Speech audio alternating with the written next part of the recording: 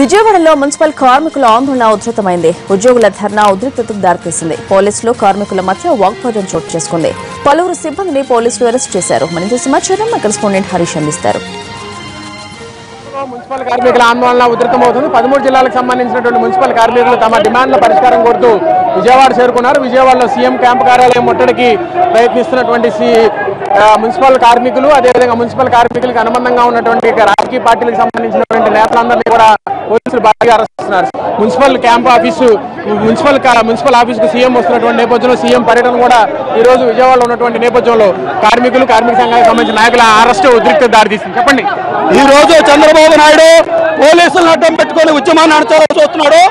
ఎవరో కూడా పోలీసులు అడ్డం పెట్టుకుని ఉద్యమాలు ఆపలేకపోతున్నారు. మున్సిపల్ కార్మికులకు అదేవిధంగా మహిళా సంఘాలకు సంబంధించినటువంటి నాయకులు కూడా మున్సిపల్ మహిళా కార్మికులు కూడా పోలీసులు భారీగా అరెస్ట్ చేసినటువంటి పరిస్థితి. ప్రధానమైనటువంటి 15,000 రూపాయల జీతాన్ని డిమాండ్ చేస్తూ మహిళలు అదేవిధంగా మున్సిపల్ కార్మిక సంఘాలకు సంబంధించినటువంటి నేతలంతా కూడా ఆందోళన చేస్తున్నటువంటి నేపథ్యంలో తో పూర్తిగా విజయవాడ బందర్ రోడ్డు మొత్తం కూడా దిగ్బంధం అయిపోయినటువంటి పరిస్థితి కనిపిస్తుంది.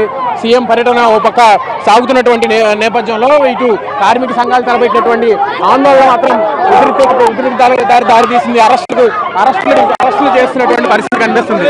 పోలీసుల దౌర్జన్యం ద్వారా మున్సిపల్ కార్మికులు కొట్టగొడతా ఉన్నాడు. సహించేది లేదు. దీన్ని ఎదుర్కొంటాం. ఎటువంటి ఉద్యమాలకైనా సరే సిద్ధపడతాం.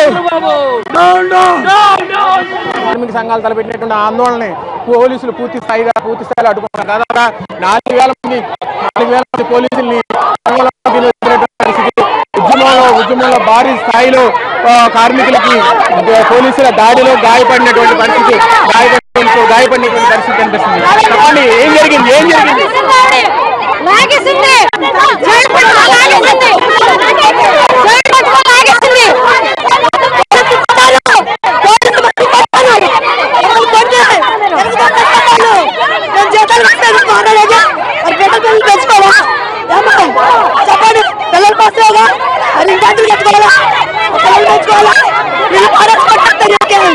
రక్తం చిందించి తమ కోరికలు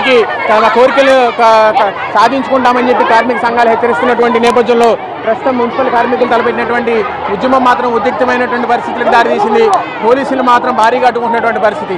మరోవైపు పక్కనే ఉన్నటువంటి తెలంగాణ సర్కారు కార్మికుల ఆందోళన గుర్తించి వాళ్ళ డిమాండ్లు పరిష్కరించాలి అని చెప్పి నిర్ణయానికి వచ్చినటువంటి నేపథ్యంలో ప్రస్తుతం మాత్రం కార్మికులు తలపెట్టినటువంటి ఆందోళన మాత్రం ఉద్రిక్తమైనటువంటి పరిస్థితికి దారితీస్తుంది.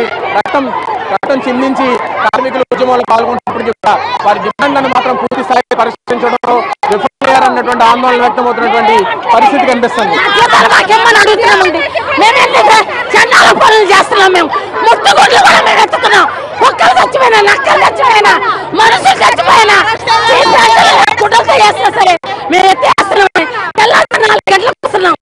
ఏమైనా బంగారాలు అడిగామా, లేకపోతే దాచుకుని అర్థమా ఏమన్నామా?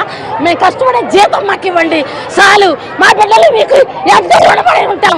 కార్మిక సంఘాలకు సంబంధించినటువంటి ఆందోళన మాత్రం ఇంకా అరెస్టులతో కొనసాగుతుంది. మహిళలు మాత్రం మహిళా కార్మికులు మాత్రం అదుపు చేయడం పోలీసులకి సవాలుగా మారినటువంటి పరిస్థితి కనిపిస్తుంది. పోలీసులు మాత్రం మహిళా కార్మికులు అడ్డుకోవడానికి కొంత ఇబ్బందులు పడుతున్నటువంటి పరిస్థితి. వారిని అరెస్టు చేసేందుకు చేస్తున్నటువంటి ప్రయత్నాలు మాత్రం ఫలించినటువంటి పరిస్థితి ఉంది. సీఎం క్యాంపు కార్యాలయం ముట్టడి మాత్రం ఒక రకమైన ఉద్రిక్తమైనటువంటి పరిస్థితిగా దారితీసింది. 13 జిల్లాలకు సంబంధించినటువంటి కార్మికులంతా కూడా విజయవాడ చేసుకుని సీఎం క్యాంపు కార్యాలయం అరెస్ట్ చేయడంతో ఆందోళన పూర్తిస్థాయిలో అడ్డుకునేందుకు పోలీసులు ప్రయత్నిస్తున్నటువంటి పరిస్థితి. కెమెరా పర్సన్ లింగారెడ్డితో హరీష్, టీవీ, విజయవాడ.